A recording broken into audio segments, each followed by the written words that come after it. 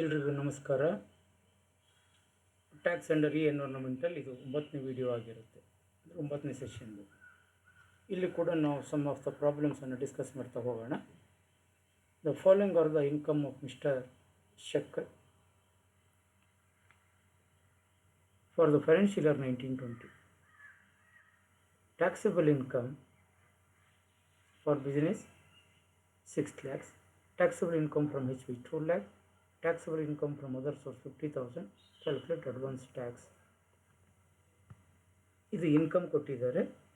ನಾವು ಎಲ್ಲ ಇನ್ಕಮನ್ನು ತಗೊಂಡು ಟ್ಯಾಕ್ಸ್ ಲೈಬಿಲಿಟಿನ ಫಸ್ಟ್ ಕ್ಯಾಲ್ಕುಲೇಟ್ ಮಾಡಬೇಕು. First calculations tax liability. Income from business, income from HP, income from other source, all are taxable income. Total 8,50,000. 6 lakh plus 2, 8 plus 5, right? 8,50,000 is a taxable income. ನಾವು calculate ಮಾಡಬೇಕು. ಮತ್ತೆ ಪುನಃ ನಾವು old tax ರಿಜಿಮ್ನಲ್ಲೇ ಹೋಗ್ತಾ ಇದ್ದೀವಿ. Because of the 1920 financial year old tax regime ಮಾತ್ರ ಇದ್ದಿದ್ವಿ. 2021 onwards there are 2 tax regimes are available. One is old, another one is new. ಇಲ್ಲಿಗೆ ಆಪ್ಷನ್ಸ್ ಇಲ್ಲ, ನಾವು ಓಲ್ಡ್ ಟ್ಯಾಕ್ಸ್ ರಿಜಿಮ್ನಲ್ಲೇ ಹೋಗಬೇಕಾಗುತ್ತೆ. The first means up to 5 lakhs including standard deductions ತೆಗೆದರೆ 12,500. Next slab ಬಂದುಬಿಟ್ಟು 10 lakhs ಬರುತ್ತೆ, 5 to 10.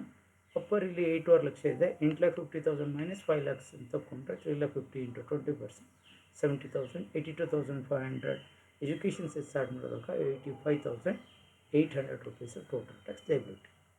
ಅವ್ರು 85,800 ನಾವು ಯಾವ್ಯಾವ ಕಟ್ಟಬೇಕು ಅಂತ ಕೇಳಿದಾರಲ್ವ. 15% ಜೂನ್ 15th ಕಟ್ಟಬೇಕು. ಅಲ್ಲಿ ಕ್ಯಾಲ್ಕುಲೇಟ್ ಮಾಡಿದಾಗ 12,870 ರೂಪೀಸ್ ಕಟ್ಟಬೇಕಾಗುತ್ತೆ. ಅದನ್ನು ಬೇಕಾದ್ರೆ ರೌಂಡ್ ಅಪ್ ಮಾಡಿ 12,900 ಮಾಡ್ಬೋದು. ದೆನ್ 15th ಸೆಪ್ಟೆಂಬರಿಗೆ 45% ಕ್ಯಾಲ್ಕುಲೇಟ್ ಮಾಡಬೇಕು. ಆ 45% ಕ್ಯಾಲ್ಕುಲೇಟ್ ಮಾಡಿದಾಗ ಇಟ್ ಕಮ್ಸ್ ಟು ಸಮ್ 38,600 ಬರುತ್ತೆ. 10 ಅದರಲ್ಲಿ ಕ್ಯುಮ್ಯುಲೇಟಿವ್ ಏನು 12,000 ಇದೆ ಅದನ್ನು ಕಳ್ಕೊಂಡ್ರೆ ದಟ್ ಈಸ್ 25,740. ದೆನ್ 15th ಡಿಸೆಂಬರ್ನಲ್ಲಿ 70% ಕ್ಯಾಲ್ಕುಲೇಟ್ ಮಾಡಬೇಕು. It comes to 64,350. 64,350 ಮೈನಸ್ 38,610 ಹೋಗಿದ್ರೆ 25,740.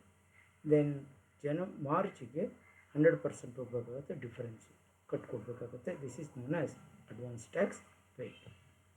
ಬಿಕಾಸ್ ಇದರಲ್ಲೆಲ್ಲ ಸೇರ್ಕೊಂಡಾಗಿದೆ, education cess everything, no need to ಮತ್ add. Next, Mister Sudhi has a taxable total income estimated 5,50,000. Calculate advance tax installments if the TDS is 5,000. ಇದು TDS ಒಂದು 5,000 ಮಾಡಿದ್ದಾರೆ, 5,50,000 ಇದೆ. ಟ್ಯಾಕ್ಸ್ ಲೈಬಿಲಿಟಿ ಕೇಳ್ತಾ ಇದ್ದಾರೆ. It is A taxable income. It is A taxable income, only one. therefore calculate advance tax. Calculate advance tax. 5,50,000 taxable income.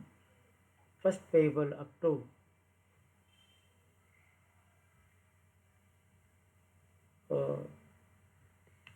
5 lakhs, 5% slab. Then remaining known as 20% slab.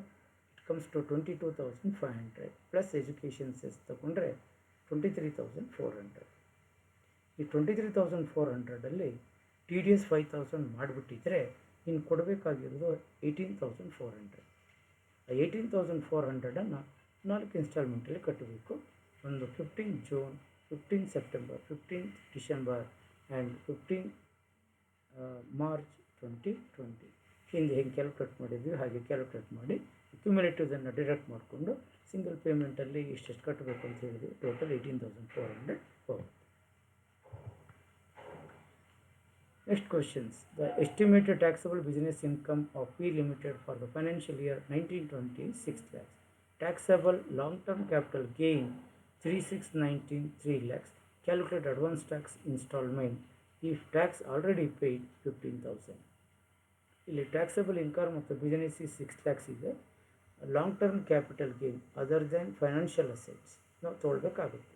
Financial assets ಅಂದರೆ share ಮಾರ್ಕೆಟ್ಗಳಿಂದ ಬಂದಿದ್ದರೆ ಅದನ್ನು financial asset ಅಂತ ಹೇಳ್ತೀವಿ.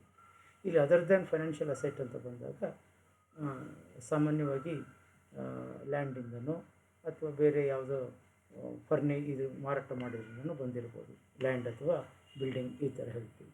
It is a 3 lakhs total. 9 lakhs is known as gross total income. ಬೇರೆ ಏನು deductions ಇಲ್ಲದೆ ಇರೋದ್ರಿಂದ no deduction under section 80C to 80U, it become a taxable income is 9 lakhs.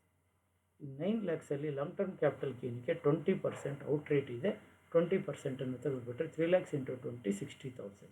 Next remaining ಇರೋದು 6 lakhs. ಆ 6 lakhs ಈಗ normal tax rate ತೊಗೊಳ್ಬೇಕಾಗುತ್ತೆ. It is a ಕಂಪನಿಯು ನಮ್ಮದು ಇಂಡಿವಿಜುವಲಿಗಾಗಿದ್ದರೆ ಏನು ಡಿಫ್ರೆಂಟ್ ಸ್ಲ್ಯಾಬ್ ತೊಗೊಳ್ಬೇಕಾಗುತ್ತೆ. It is a relating to company at rate 30% ತೊಗೊಳ್ಬೇಕಾಗುತ್ತೆ. It is not a individual, it is a company. 30% ತಗೊಂಡಾಗ 6 lakhs into 30% 1,80,000, ಡೈರೆಕ್ಟ್ಲಿ 2,40,000 ತೊಗೊಳ್ಬೇಕಾಗುತ್ತೆ. ಟೋಟಲಿ 2,40,000. ಸರ್ಚಾರ್ಜಸ್ ಯಾವುದೂ ಇಲ್ಲ. 1,80,000 + 60 2,40,000, ನೋ ಸರ್ಚಾರ್ಜ್. ಸೆಸ್ 9,600, 2,49,600. ಇದರಲ್ಲಿ tax, total tax payable already 2 lakh ಅಲ್ಲಿ 60,000 ರೂಪಾಯಿಯಷ್ಟು capital gain ಹೋಗಿರುತ್ತೆ. 60,000 ರೂಪಾಯಿ ಕ್ಯಾಪಿಟಲ್ ಗೇನ್ ಹೋಗಿರುತ್ತೆ. ಲೆಕ್ಸ್ ಆಲ್ರೆಡಿ ಟ್ಯಾಕ್ಸ್ ಕೂಡ ಪೇಮೆಂಟ್ 15,000 ಹೋಗಿದ್ದಾಗ ಈಗ ಕಟ್ಟಬೇಕಾಗಿರೋದು ಬರೀ 1,74,600. ನೋಡಿ, ಈ ಪ್ರಾಬ್ಲಮಿನ ಒಂದು ವಿಶೇಷತೆ ಏನಂದರೆ, ಕ್ಯಾಪಿಟಲ್ ಗೇನ್ ಸೇರಿಸ್ತಾ ಬಿಸ್ನೆಸ್ ಇನ್ಕಮನ್ನು ಕೊಟ್ಟ, ಅದು ಕಂಪನಿ ಕೊಟ್ಟ, ದೆನ್ ಅಡ್ವಾನ್ಸ್ ಟ್ಯಾಕ್ಸನ್ನು 15,000 ಕಟ್ಟಿದ್ದೀವಿ ಅಂತ ಹೇಳಿದ. ಇಲ್ಲಿ ನಾವು ಗಮನಿಸಬೇಕಾಗಿರೋದು ಏನಂದರೆ, it is a company business, not individual.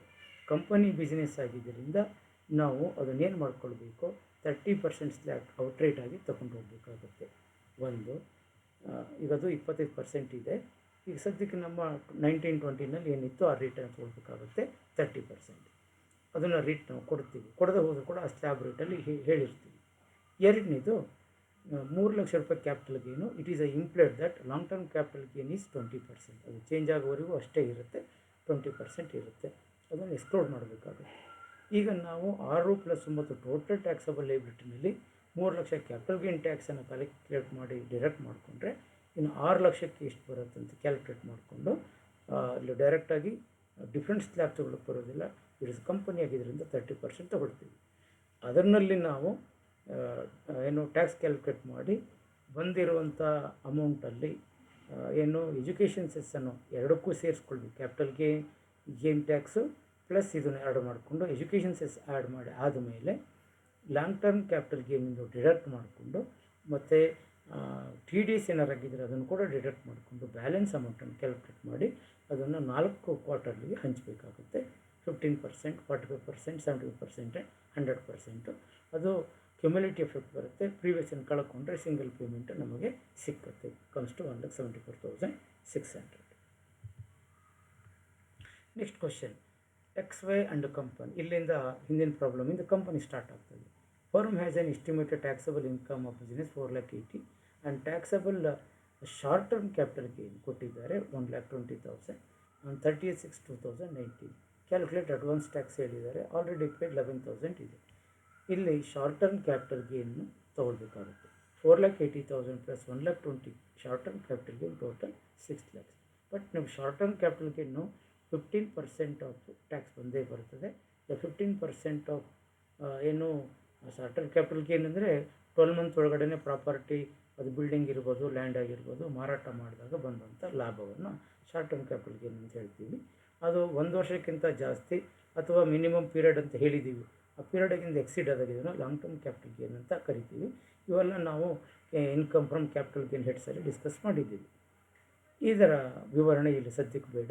It is short term capital ಗೇನಿಗೆ 15% ಟ್ಯಾಕ್ಸ್ ಅಪ್ಲಿಕಬಲ್ ಆಗುತ್ತೆ. ಫಸ್ಟು ನೀವು short term gain tax calculate ಮಾಡಿ.